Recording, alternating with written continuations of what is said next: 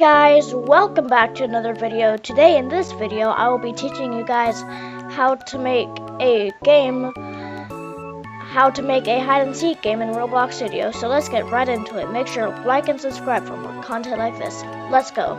So first, in server script service, you're going to want to insert a script.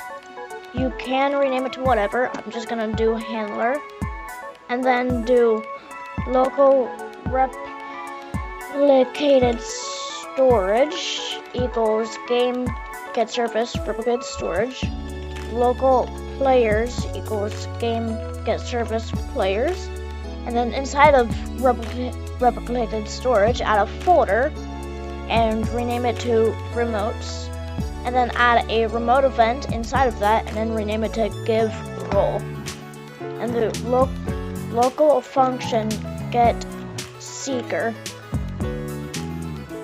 And then above of that, you're going to want to do local seeker, just like that. And local remotes equals replicated storage, wait for child remotes, and then local give role event equals remotes, wait for child give role. And then local intermission time equals like 5, and then local round time equals 15. So the intermission time is how long it's gonna take before a new round starts, and the round time is gonna be how long a round is. So now we're gonna want to insert a folder into workspace, rename it to players in game, and then do local players in game equals workspace, wait for child players in game, and then do 4_, player in pairs, players in game get children do.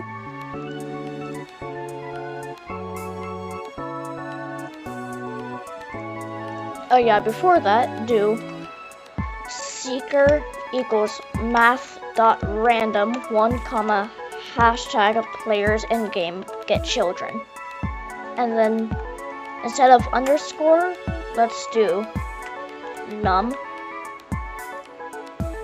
And then if num equals seeker, then we will fire the give role event to the client. And we're also gonna want to do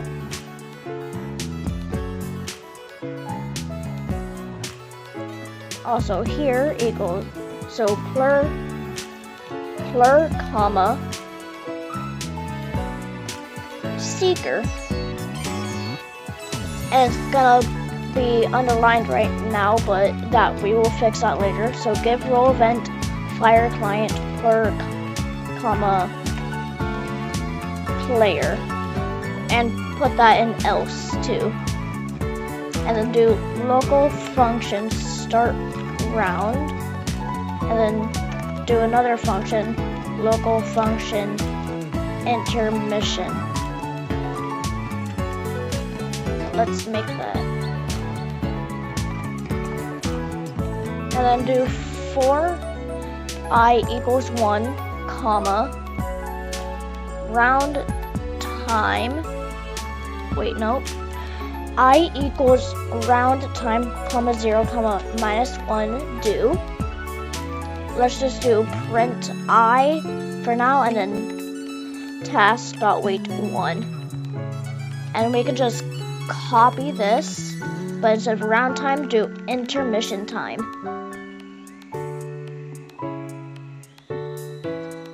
And then before this, let's actually do get seeker, and then do task.wait 2.5. And then yeah.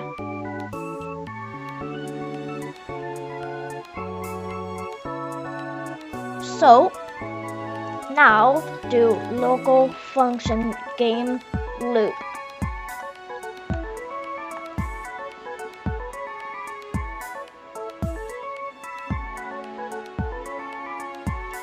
And then inside of this, do while true, do if hashtag players get children is less than 2. Wait, what's no? Is greater equal to. Then we will do intermission and then start round, and else print waiting for players, and then do task.wait1, and then do players.playerAdded connect function plur.character added connect function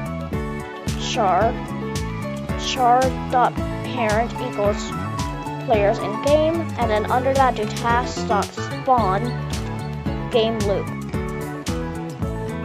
So it'll print waiting for players because we need more players, and if we just set this to 0 instead,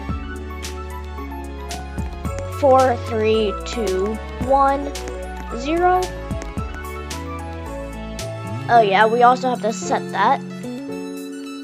So here, nope, not there. So plur equals plur. And instead of this, let's actually do player. So like that. So now it won't create that error.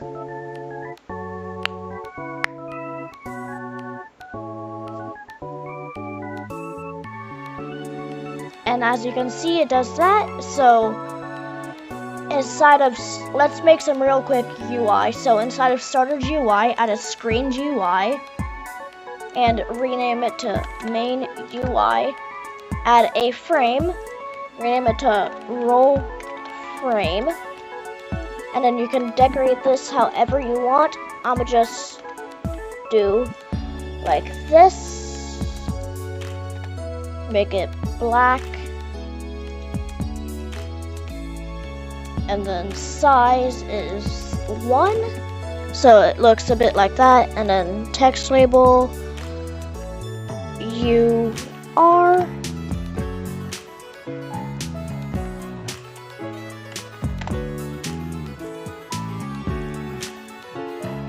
And then I'm gonna just do like Freedelco 1 for that, and then set that to white.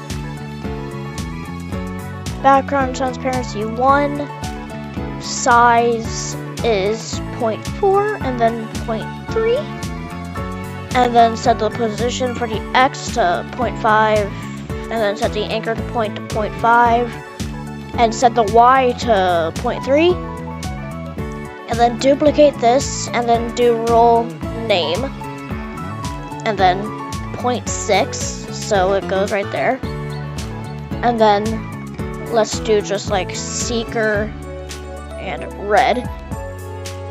So we'll make this automatic. So add a local script inside of the main UI, and then rename it to handler.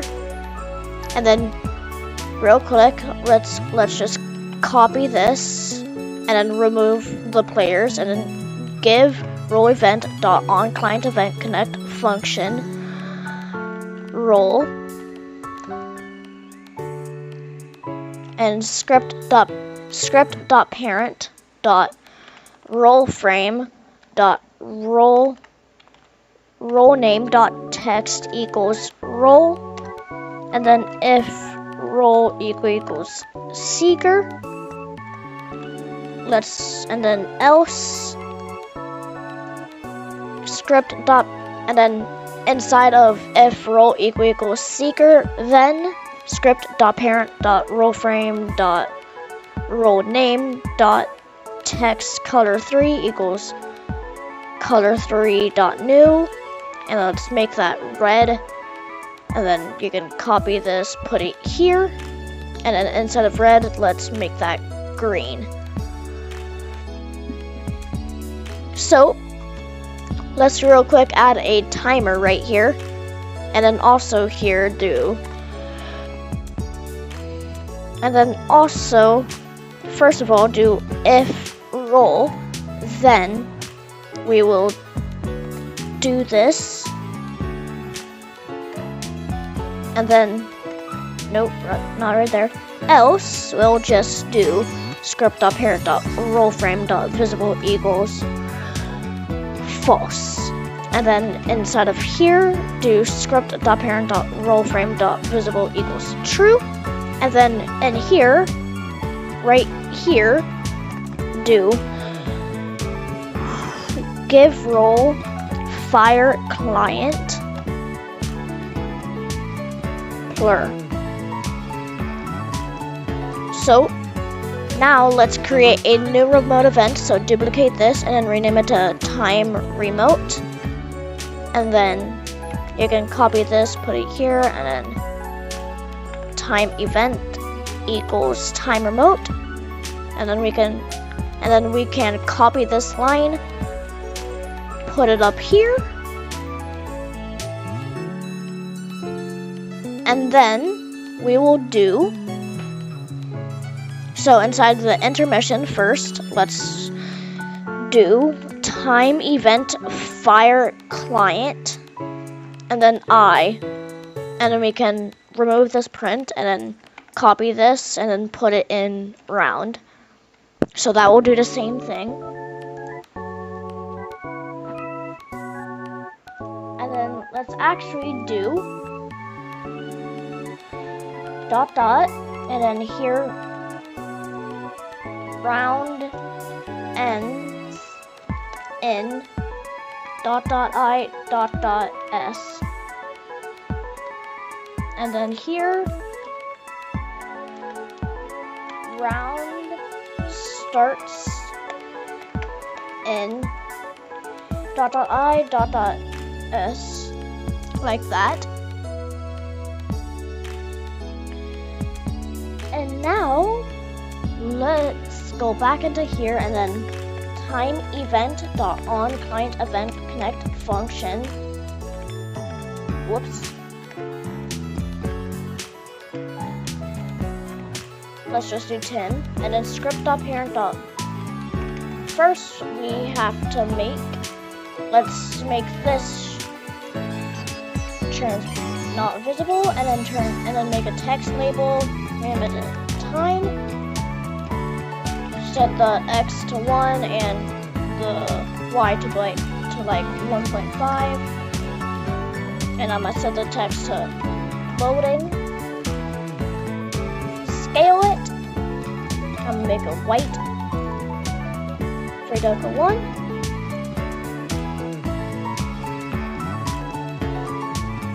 And now, inside of here, do script.parent.time.text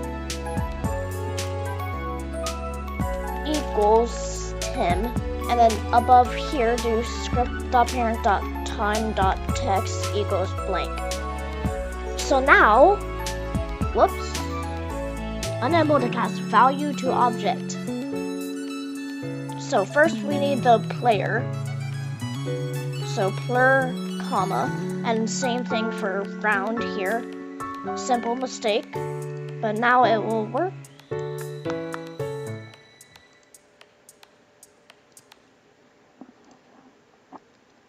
Let's player argument must be a player object. 1 second. Hey guys, I have figured out the problem. So in the game loop, you're gonna want to do if plur. Then you will do all of this. So now when we play, it'll say round starts in 3, 2, 1, and then you are seeker, and then as you can see, it starts that.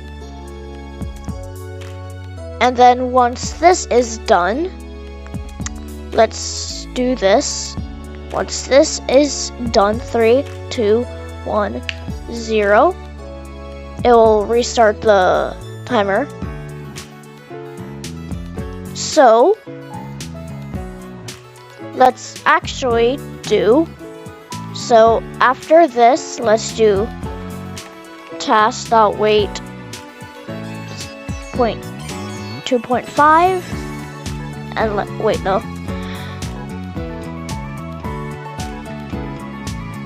And then inside of here,